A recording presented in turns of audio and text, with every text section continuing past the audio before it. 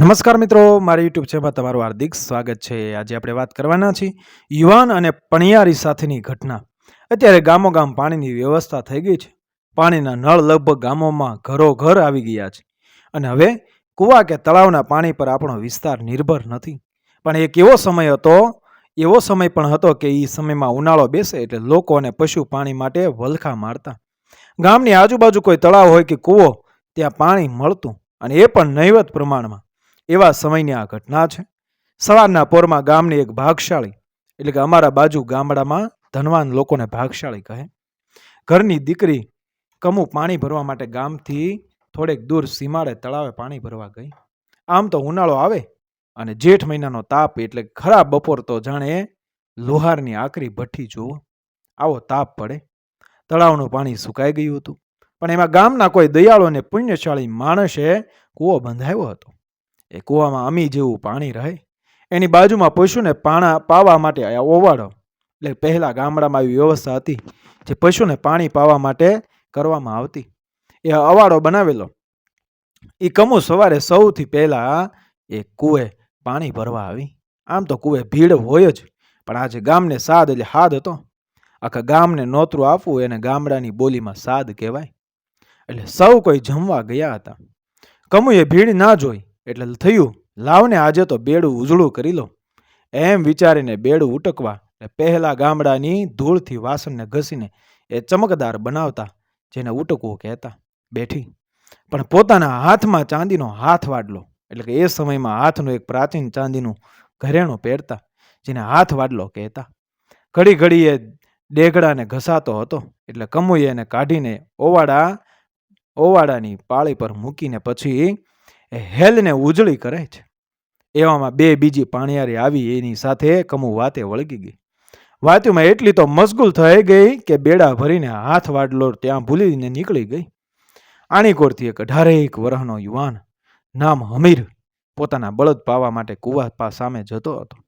એને પૂછ્યું કે બેન, કમુ કૂવા માથે ગરદી તો નથી ને? દીકરીએ જવાબ વાળ્યો, ના ભાઈ, હમીર સાવ રેઢો છે। કૂવો ને અવેડો બે અને ભરોભર છે, અને બાજુમાંથી પસાર થઈ ગઈ। આ બાજુ હમીર બળદ પાવા માટે પહોંચ્યો, પોતાના બળદ પાઈને વળતો થયો। અડધેક માર્ગે પહોંચ્યો હશે ત્યાં પાછી એ કમુ હાંફતી દોડતી આવતી દેખાણી। એટલે યુવાને પૂછ્યું, કેમ બેન આમ દોડતી જાય છે? કમુએ હાંફતા હાંફતા પૂછ્યું કે કૂવા બાજુ અમારા પછી કોઈને જાતા તમે જોયું? હમીરે જવાબ આપ્યો કે ના, મને તમે હામાં મળ્યા પછી કોઈ ગયું નથી, અને વળતો આવું છું, હજુ સુધી કોઈ ગયું પણ નથી। દીકરીએ હાશકારો લીધો કે તો પછી કંઈ વાંધો નહીં થી। હમીરે પૂછ્યું કે પણ થયું શું એ તો કે બેન? ભાઈ, મારો હાથ વડલો હું ઓવાડાની પાળી માથે ભૂલી ગઈ હતી। આ હેલ ઉટકવાની જફામાં હું ઘરે પહોંચીને મને યાદ આવ્યું એટલે દોડતી આવું છું। તમે હાથ વાડલો જોયો? યુવાને માથું ધૂણાવીને કહ્યું, ના બેન, મેં નથી જોયું। કમુએ કહ્યું કે હશે, તમે ઉતાવળમાં હશો એટલે નહીં દેખાણો હોય। એમ કહીને કમુ બાજુમાંથી સડસડાટ કૂવા બાજુ દોટ મૂકી। ત્યાં જઈને જોયું તો હાથ વડલો નહીં। આજુબાજુમાં બહુ જોયું, ઘણી શોધખોળ કરી, પણ કંઈ દેખાણું નહીં।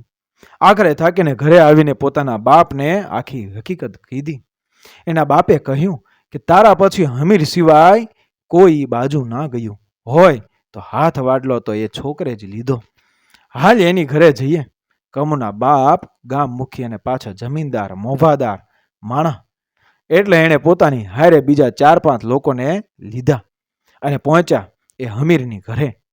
ગરથારની વચ્ચોવચ્ચ ઝૂંપડી છે, બાજુમાં સેગતરા એટલે ખેતરમાં થતી એક વનસ્પતિ જે બહુ પાવન ગણાય છે, અને મોજાળીથી ઓથ એટલે છાયા માટે બનાવેલો, અને ઓથમાં બેઠા બેઠા એક વડીલ દાભડા એટલે દર્ભની દોરી વાટે છે, દોરી વણવી એને। અને એ યુવાન ઝૂંપડામાંથી વાસીડું એટલે સફાઈ કામ વાળે છે, કારણ કે બાળપણથી હમીર માથેથી માની છત્રછાયા ઉપર વાળે ઝૂંટવી લીધી હતી। પણ બાપે એ મા અને બાપ એમ બેયના જવાબદારી પોતે ઉપાડીને સંસ્કારોમાં ઘડતર કર્યું છે। એ ઘરમાં એક મોટી બહેન હતી જે સાસરે જતી રહી। બસ ઘરમાં બાપ દીકરો બે જ છે।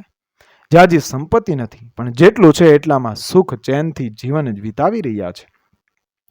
એવામાં ગામના મુખી અને ગામના માણસો સાથે લોકોનું ટોળું ઘરના ઝાપામાં દાખલ થયું. દીકરાનો બાપ ઊભો થઈ ગયો અને હાથમાં કામ હતું એ મૂકીને એ ગામ લોકો સામે આવકારવા હળી એટલે દોડવું કાઢી. આવો આવો, ધન ધડી ધન ભાગ મારા કે તમારા જેવા મોગરા માનવી આજ મારી ઝૂંપડી આવ્યા. આવો બેસો એમ કહીને ઢોલિયા એટલે ખાટલા ઢાળ્યા. પોતાના દીકરાને કહ્યું કે બેટા ચા મૂક, મહેમાન છે. અને દીકરો ઝૂંપડીના પાણીએરીથી પાણીના કળશિયા, પાણી પાવાનો લોટો એને કળશિયા ભરીને આવેલ ભાઈઓને પાણી આપ્યું. અને પોતે ચા મૂકવા જવા જાય ત્યાં ગામ મુખી હાકલ કરી, ઉભો રે બેટા, અમે ચા ફરી કોઈ વાર પી લેશું, પણ એક વાત તને પૂછવી છે કે મારી દીકરી કમુનો હાથ વડલો ક્યાં છે? દીકરાના બાપને કંઈ સમજાતું નથી, કારણ કે આ ઘટનાથી અજાણ છે અને જુવાને પોતે પણ આ વાતને મન ઉપર લીધી નહોતી. એટલે એ જવાબ આપ્યો, મુખી કાકા મને ખબર નથી ક્યાં છે.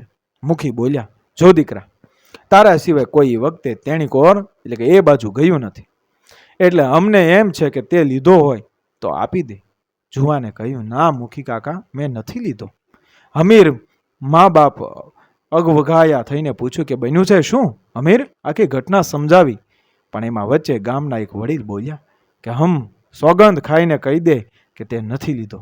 જુવાન બોલ્યો, તમે કહો એના હમ ખાઓ. ત્યાં તો હમીરનો બાપ બોલ્યા કે બેટા મારા હમ ખાઈને કહી દે તે નથી લીધો, એટલે વાત પૂરી. દીકરે બાપની સામે જોઈને કહ્યું કે મારા બાપના હમ મેં નથી લીધો. બસ ગામના વડીલોને ભરોસો આવી ગયો અને આ વાતને યુવાનના હૈયામાં એ ખટક્યા કરે કે ખરેખર મારા બાપને પણ મારા ઉપર વિશ્વાસ ના આવ્યો, મને હમ ખાવાનું કહ્યું. યુવાનને પોતાના હૈયામાં ગડમથલ હાલ્યા કરે છે. એવામાં રાત પડી ગઈ. ઊંઘી ગયા પણ એ ગરીબ યુવાનને રાત વહેમી લાગતી હોય એમ પડખા ફેરવે છે. એમાં ને એમાં સવાર પડવા આવી, પણ આજની સવાર એના માટે એ આવડો મોટો અંધકાર લઈને આવશે એનાથી અજાણ એ હમીર સવારે ઉઠીને રોજની જેમ દાંતણ કાઢ્યું ને પછી ચા બનાવી અને કળશિયામાં ભરી એક હાથમાં તહાળી લઈને પોતાના બાપ જ્યાં સૂતા હતા ત્યાં પહોંચ્યો. પણ દ્રશ્ય જોઈને થંભી ગયો, જાણે માથે આભ તૂટી પડ્યું હોય એવો ધ્રાસકો લાગ્યો.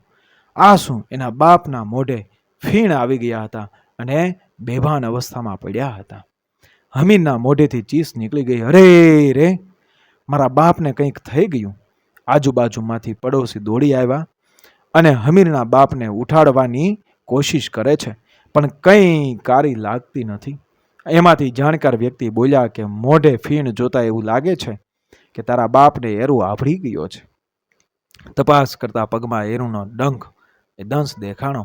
આજુબાજુમાં નજર કરતા ઓથના સેગતરામાં કાળોતરો નાગ દેખાણો.